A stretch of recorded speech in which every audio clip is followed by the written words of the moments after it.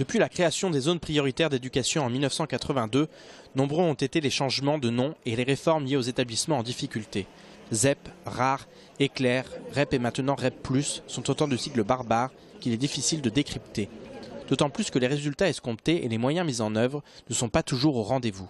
C'est un peu du remodelage, mais dans les faits, le public qu'on a, il y a moins d'enseignants spécialisés pour nous aider à s'en occuper, pour nous aider à les faire progresser. Et les étiquettes REP et REP+, il faudra veiller qu'il y ait vraiment un contenu. 350 millions d'euros vont être alloués au nouveau réseau d'éducation prioritaire et prioritaire renforcé des REP+.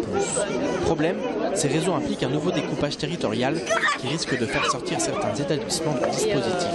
C'est cette crainte qui pousse aujourd'hui les enseignants à se mobiliser. Et nous, pour la simple raison qu'on n'appartient pas à un collège de zone prioritaire, on ne va plus bénéficier des besoins, des avantages dont les élèves ont besoin pour apprendre dans de bonnes conditions, alors que l'école a complètement les critères, même plus, d'être en zone prioritaire.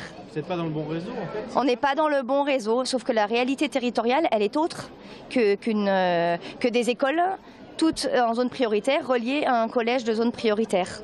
Donc c'est catastrophique pour les élèves qui ont besoin de ça pour espérer l'égalité des chances. Et ils ont besoin de ça et on le leur enlève pour la simple raison que l'école n'appartient pas à un collège de réseau prioritaire.